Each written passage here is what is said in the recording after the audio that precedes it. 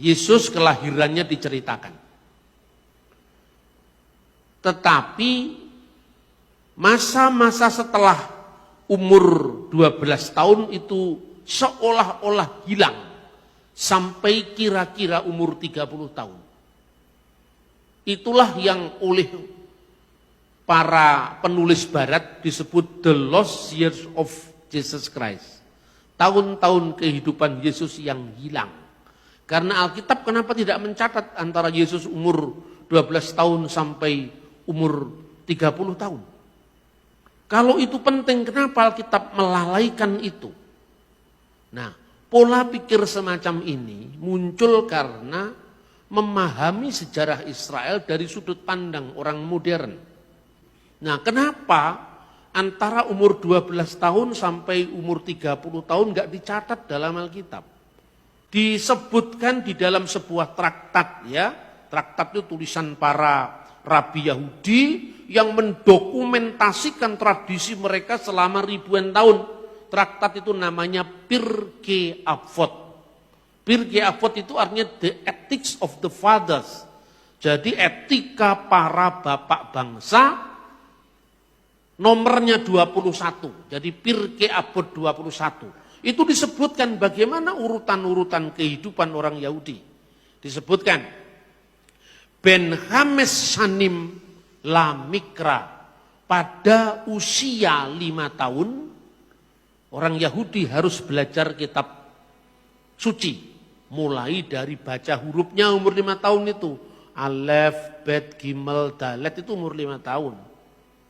Makanya disebut Ben Hames Shanim La Mikra. Mikra itu artinya seluruh kitab suci. Tapi dari dasarnya dulu. Lalu pada umur 10 tahun Ben Esher La Misnah, belajar Misnah lebih dalam lagi, ya. Misalnya, kemudian pada usia ya ini 13 tahun di zaman Yesus usia 12 tahun Ben Hames Esreh La Talmud. Jadi pada usia 15 tahun dia belajar Talmud, tapi sebelumnya pada usia 13 tahun belajar hukum. Jadi menjadi anak hukum, misfot, bar miswah. Ketika umur 12 tahun itu mereka naik ke Bema, naik ke tempat yang lebih tinggi, disitulah dia menerima hukum Taurat. Nah, karena untuk bar miswah itulah Yesus dibawa oleh Bunda Maria dan Yusuf ke bait suci.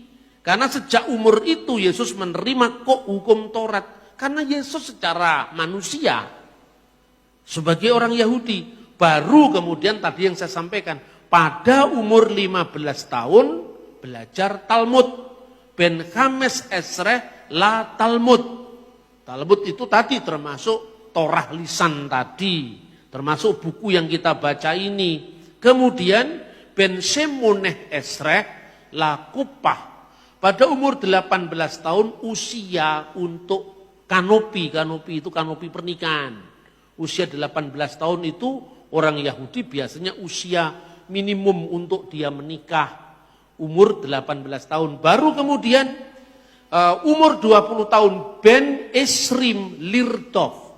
Umur 20 tahun itu usia di mana seorang Yahudi itu dianggap cakap untuk mencari kerja.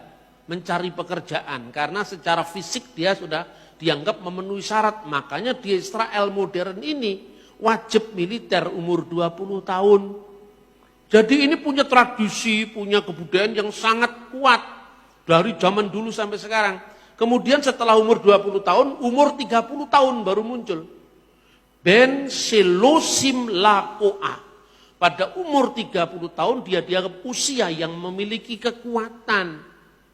Ya usia 30 tahun. Kemudian berikutnya lagi Ben Arbaim Labinah.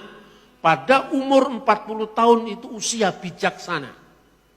Kenapa umur 30 tahun disebut sebagai usia kuat secara fisik maupun psikis?